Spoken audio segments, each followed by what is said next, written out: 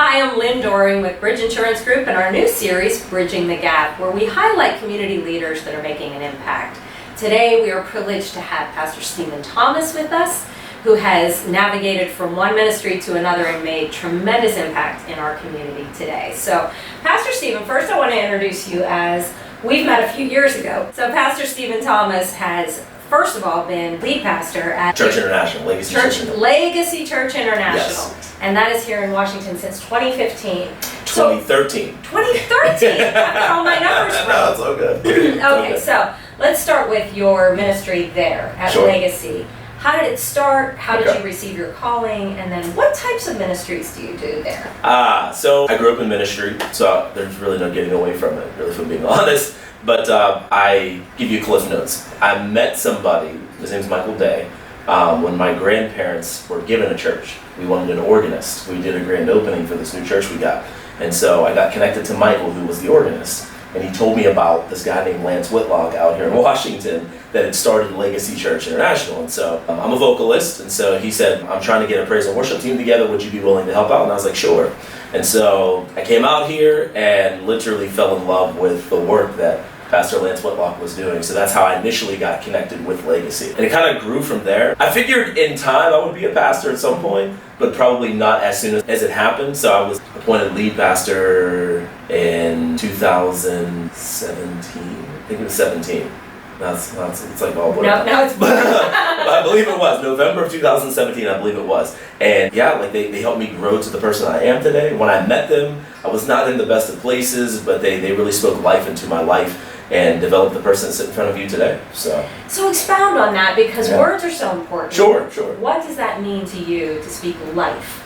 Growing up in the church, there's, I would call it like the Christendom, like the talk of being blessed and highly favored, how we can have all of these fancy words and these phrases that we say, but truly deep down inside, even though I said I was blessed and highly favored, I didn't feel that way. And so church a lot of times teaches you to put on a mask. I was hard pressed to find a safe place to share the authentic part of me that I really wanted to share with people, and my struggles and just things that I was going through. And Pastor Lance really gave me that opportunity to do that. Especially, I didn't have a lot of trust for men in my life. Growing up, some things had happened, and a lot of times using that as excuses to go off and do what I wanted to do. But Pastor Lance really helped me to remove those excuses and to be honest, to use my words. Right? Not to, sometimes the Spirit of God is going to reveal it. It's like, no, a closed mouth doesn't get fed. And so you have to open your mouth and state what it is that you need. And then God met my need for me opening my mouth and being honest with him. So yeah, I used my words and I told him, I'm hurting.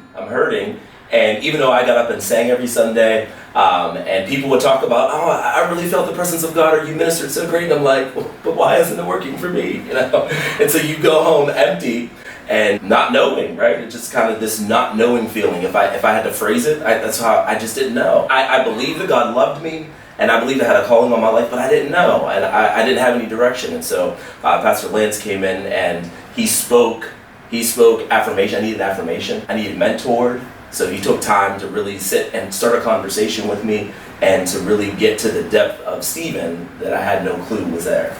That is so powerful. Yes. And probably a huge part of why you're doing what you do today. Yes, indeed. So Legacy, Yes. I see you guys everywhere. Yes. You are always doing some kind of ministry in our Yes. community. So give me some ideas of what triggered these different ministries, why you're doing them, what you do when you meet with people on a very practical level, because some of them are very practical. Yeah. So Legacy, from day one when I walked into the door, their thing was about community. They didn't want to just have the four walls of a church. They wanted to be out and not for notoriety, but for people to know that the love of God is real and he's tangible where you are. The focus a lot of times was on the building. Like if you get to the building, God will meet you there. And it's like, no. It's not about a building, it's about people. And so that's where the ministry stemmed from. And so we have the laundromat ministry, where we started off with just Legacy, and we partnered with Neighbor to Neighbor, and it's grown exponentially since then. But every quarter throughout the year, we go to laundromats and we pay for people's laundry, and have had a lot of, if you call them success stories, just of people opening up and just starting a conversation. It's funny because at first it's like, why do you want to pay for my laundry? Like, why? I don't know. And it's like, I just want to put the quarter in the machine and walk away. There's no catch. But people they don't know how to receive nice. And so if you can't receive me paying for your laundry, you tell me you received Jesus, who's freely given. And so these are avenues we use to open doors to present Christ. We do the food bank. For a while we were doing that, where we actually gave out hot meals at the food bank along with people's boxed food. Neighbor to Neighbor, we partner with them, go out every first and third Friday and give out meals to the homeless. We give them clothes. They need resources as far as housing and things of that sort. We have that information for them too. We're big in the addictions community, so we do a lot of mentoring with the addictions community and helping them along. And God gave us favor to get into those facilities. So Turning Point, Lighthouse for Men, Lighthouse for Women. So we believe that the ministry of Jesus was practical, it was relational, and it all started with a conversation. So that's where we started. That's so powerful. Again, I see you everywhere, and I realize the impact because often we do the us four and no more. And we're in our church walls, and we forget that just stepping outside and saying, "Hey, I'm going to meet you at your place of need." That was so much of what Jesus actually did in his whole life and ministry. So then we met, I believe, through the Lemoyne Center, which was kind of another navigation into your community impact. And that, you were running the feeding program, I believe, when we met. So tell me a little bit about that and how you got involved with the Lemoyne Center and from there. So the Lemoyne Center, I'd heard this name Joyce Ellis for a long time. And I didn't know who she was, but I quickly found out. You do now. Quickly found out who Joyce Ellis was. Powerhouse, man. I don't know that I've met anybody with so much grit, tenacity, and impact. A go-getter. But Legacy, we when we started off, and I wasn't at the inception of Legacy. I came in about 8 months later. But when we did, we were using space at Life Church. And then there was some conflict in scheduling, and so we needed to find space, so we shifted to the Lemoyne Center, which is how we initially got connected. And Pastor Lance had found out about the feed program and was like, let's help out. And so I helped out a couple times, but I had a job at the time.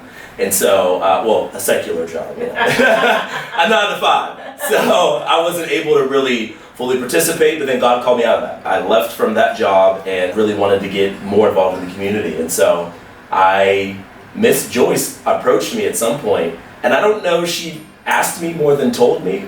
There's not an ask. Yeah, she was more like, "You're gonna do this," and I'm like, "Okay," and it fit. It just kind of fit, and I loved feeding kids. Like, it was something that might be small to somebody else, but watching a kid enjoy spaghetti or enjoy chicken nuggets and just just them. Just being kids, and so there was such a joy in that. And I'll see you Monday, I'll see you Tuesday, and you're just like, wow, like so this expectation put on you from a kid, that I'm gonna see you tomorrow, and I'm gonna have more food for you, more conversation, more love, more whatever, more joy, more peace, being able just to experience that. And I think I received more than I gave. So, but that was how I got into the Lemoyne Center. So. That was such a great program, and I participated as well in that. And there is something to say about Joyce's expectation too when she would go in. It wasn't just, we're giving to meet a need. She really felt like she was giving a hand up. So she wanted to say, just because you're maybe not financially able to do this for yourself doesn't mean you're entitled. She made you kind of earn your way in with respect. With a good attitude, with being grateful. She wanted you to kind of participate in your growth, and she expected that no matter how young you were. So she did. It was kind of a unique way to share the gospel, because the gospel really is good news. And it's the opportunity for us to engage with the Lord and really grow and become a person who can then give back and not just be on the taking side. So she was very passionate about that. So. Very. Her thing was, in order to teach him, you gotta reach him. So that was her slogan. So So, and then we met somewhere along the way. We sang together at Buford's. we're gonna do something else at some point.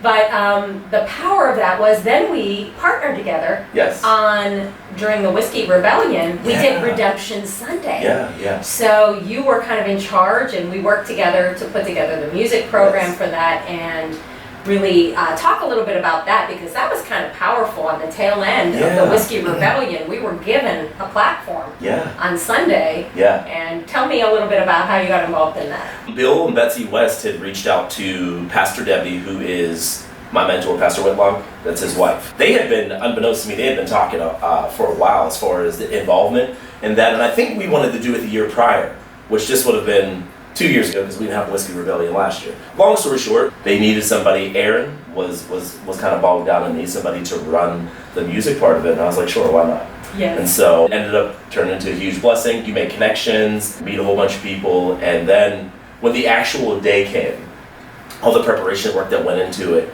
and I can't say it was a lot. I think it's more of the anticipation. Yes. So you just want everything to flow right. And so when everybody got up and I would say performed, but worshiped and really set the atmosphere, it was a awe moment, like, wow, God, your people coming together to worship. And the Whiskey Rebellion, the people that run that paid for Redemption Sunday. So the church itself didn't have to pay for anything. That's true. And so just watching the favor of God and his hand on this situation.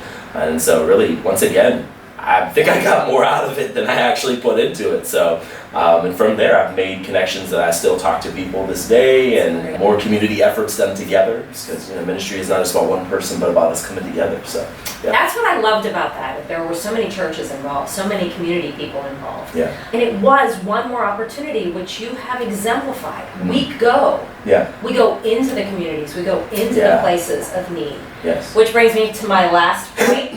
And how I was so thrilled as a board member of Youth for Christ to find out that you were our selected director for Washington County now. You've just got to talk about Youth for Christ, because I am a product of Youth for Christ from my youth. Right on. When I was 13, I was introduced. I was a Campus Life singer. I went to clubs. You were the Campus Life singer? I was in the Campus Life singers. Yes, I was. Okay. I'm gonna look for you in the old pictures. Just some old pictures. Oh, I'm in there. I'm in there. And but then again, I was in club every week, and that transformed my teen experience. It was something for me to cling to, and as you mentioned, an authentic place. There was a role at church. My dad was the organist. The choir director, my mom was the youth group leader, so you show up there and you've kind of got an expectation where I could go to club and I could talk about the things that were really difficult about being a child and being a teenager and peer pressures and all of the things like that. So an honest place, I love that. But tell me about Youth for Christ and your vision, your passion there, and your program that you're planning to implement as COVID kind of pushes back. So I got connected with Youth for Christ through a gentleman, J.R. Gardner, who's very famous around Washington and the Gaithersburg area. But 3 different people gave him my name, unbeknownst to me. And he called me out of the blue and was like, hey, three different people gave me your name. Would you be interested in Youth for Christ? And I'm like, well, never heard of it. Up to this point, I'd never heard of Youth for Christ. And then I've heard of Billy Graham. But even in all of my knowledge of Billy Graham, I never knew about his Youth for Christ. I never knew that. I just knew the song Just As I Am. Just As I Am, right? I just, in his altar calls, like, that's what I knew about Billy Graham. But anyways, got connected, went to a Campus Life with JR. I felt instantly in love with what he was doing. Did that with him. That was September. And then Allie Menhart, God was leading her in a different direction and was moving in her heart. And so her and Chris were having conversations I didn't know about, and then finally they presented it to me. In that January, they offered me the full-time position at Youth for Christ. So, of course, going in, it was a little bumpy. So I started in January, and then COVID in March. And welcome to your new ministry. Right. It was like, well, okay, all right, doors closed, no kids, no way. Okay, cool. But it was. If I be very honest and transparent, I told Chris this. I've honestly felt bad because through this whole time, Chris, they paid me. Yes. And they were faithful, true, and this is where, before I did ministry, they believed in me. Yes. And that said something, because I was waiting to get fired. Honestly, I was waiting, and not because I did anything wrong, but like, okay, well, you weren't doing anything. And I was like, outside of jumping on a conference call or going to a staffing meeting, I'm like, I don't have too much going on, and I'm an honest person, so I just laid out there. I was like, hey, Chris, like, I'm not doing too much of anything. He said, don't worry about it, Stephen, don't worry. He said, trust me. He said, when things open back up, you'll make up for it. I'm like, okay. Their patience, they really exemplified the fruit of the Spirit. And and that made me fall in love all the more. But fast forwarding to now, last September, things opened up a little bit, and I was like, I'm determined to get some students. And so me and Yolanda Sanders, we hit the streets literally, door to door, passed out flyers, and 5 students showed up. And then when we had opening night, and then I think on roster we have about 9 or 10. But they came out on a regular Tuesday. My campus life night is on Tuesday nights. There was probably about 5 or 6 that came out on a regular basis. And so I have one that's going to Heat Wave, so I'm excited about that. Oh. Yeah, vision-wise though, you were talking about Yes. about VVP. So EVP. and so VVP is called Value, Vision, Purpose. Probably 4 or 5 months before I met JR, before we called each other, or you say you called me, God had laid on my heart VVP, and I was like, what does that even mean? And so he drew Value, Vision, Purpose, and I had this moment of like, I gotta get the kids. And I've always had a heart for people, but in particular kids. And so I talked to my old English teacher. I got into my alma mater, Valley High School in New Kensington, and I started teaching there. And just for a statistic, I had asked them the question, how many value themselves? And so dealing with 9th to 12th graders, number one, they couldn't define value. It's 9th to 12th graders. So once we got them the definition of value, how many people value themselves? And I'd say between 75 and 80% of them said they did not value themselves. And so it starts, you can already see where it starts leading down this path of destruction, because if I don't value myself, I don't value relationships, I don't value anything I'm connected to, and so now I'm existing instead of living. And so this really was a test pilot for what I knew what I wanted to take place, but I didn't know how it was going to roll out. And for about 8 months, I was in the school every other Wednesday teaching. Her name's Beth Rice, teaching Miss Rice's classes on value, vision, and purpose. And it was beautiful because I kept in contact. Some of the kids via email kept in contact with me and told what an impact it had in their lives. And so shifted to Washington and tried to get that going, and then that's when COVID hit. But although I was approved. So I had went as far as to meet with the teachers, and so the teachers were like, we're going to give you specific names of people we think would be very beneficial for this program. The whole thing is, bait. So I was going to use VVP as the bait to start the conversation, to be Jesus, right? Let's start the conversation, open the door for Youth for Christ, like this is what we have going on kind of deal. I know we can't go into the school and scream Jesus anymore, so Right. Gotta be Jehovah Sneaky, you gotta slide in there. So show the kids you care for them. The old adage is people don't care how much you know until they know how much you care. And so I wanted kids to know that I care about them and that they have a future. They have a future. Beautiful. So yeah. That's beautiful. I'm so excited to be in your life and to be a partner. And of course, there's so many things that you've mentioned today that perhaps people can get involved in. So I'm going to encourage you. I am going to post links below. Okay. Neighbor to Neighbor, of course. Yes. The Lemoyne Center is still running fabulous programs. Yes. And certainly Youth for Christ. These are ways that we're impacting our community on a ground level. We're feeding, we're sharing, but we're creating those safe spaces for kids. Yeah. I have one last question, I guess, and then I'll let you speak freely about anything we didn't cover. Sure. But one question that I have kind of repeatedly run into, especially in regards to our youth and their value. How much of this is maybe triggered or exacerbated by social media, some unrealistic expectations, and then how can we as a community become the person that steps up, steps in, and gets into the ugly, gets into the the situations where we're seeing young girls that are anorexic or bulimic, or we see guys that are acting out, and there's all these, those are just symptoms of the heart condition. Sure. So give me your insight on that, and then how, as a community, we can help support you, or we can do it ourselves. Sure. I was milling over in my head this morning, and the scripture that kept coming to mind was Paul, and I think it's 1 Corinthians. He says, "For I consider from the standpoint of faith that my present sufferings are not worthy to be compared to the glory that's about to be revealed to and through us." When I look at teenagers, and specifically Youth Christ deals with teenagers 11 to 19, when I look at the amount of pressure they're under, social media wise, the amount of pressure they're under, peer pressure at school, they are constantly comparing themselves to the left and the right, which is the problem. They can't get away from it, so you do whatever comforts you. So, if it's pornography, if it's picking on somebody, if it is being anorexic or bulimic, these are, like you said, these are conditions of the heart. So every time they go out and do this is a cry for help. And this is where I feel like church as a whole, because I think where we fail is we don't start the conversation, we make assumptions. We make it based off of, well, when I was your age, and it's a totally different. I'm 33. Things are totally different now. I don't know that I would survive, to be honest.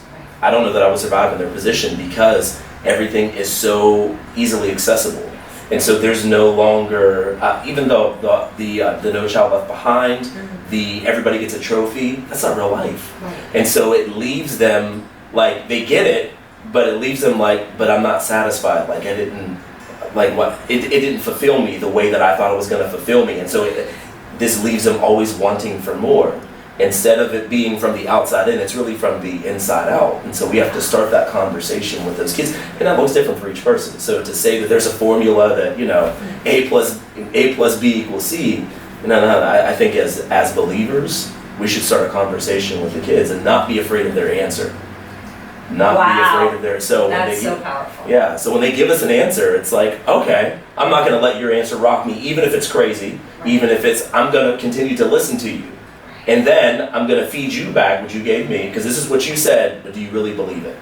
And a lot of times with kids, this is what I feel like I have to believe, but I don't necessarily know that I really believe this. Everybody wants hope. Everybody wants hope. I believe that, and I believe that if you listen long enough, and God would give you the words for that individual or that group of kids to speak life into their life. So that's so incredible. Yeah. And last words, what would you like to share? Be about your Father's business. I guess I would say that we have spent a lot of time trying to, if I could say, protect ourselves from the world. And you got to get messy. Ministry's messy. You got to be willing to get your hands dirty. And know that if God says to do it and it's unorthodox, it doesn't look like normal, it's okay. It's all right. It's okay. Jesus was a little unorthodox. Just a little bit. And so a little bit. we should be encouraged by that. If God is encouraging you to start a ministry, do it. And do it. Well, I say do it unafraid, but there might be some fear involved. That's where courage comes in. He told Joshua. He said, "Don't be afraid. Don't be afraid. I'm with you." And so if God is impressing upon you to do something, do it. So, yeah. So powerful. And it is. It's dirty, messy work, and yet we can make tremendous impact, especially if we take that step into our communities and we look at the ugly and we hear the hard conversations. And maybe we don't have the answers, but the reality is when we're opening those doors, we do know the one who does have the answers. Yeah. So again, look at the links below. I'd love you to support any of these ministries. They're all making impact, and let us help you any way we can. God bless. God bless.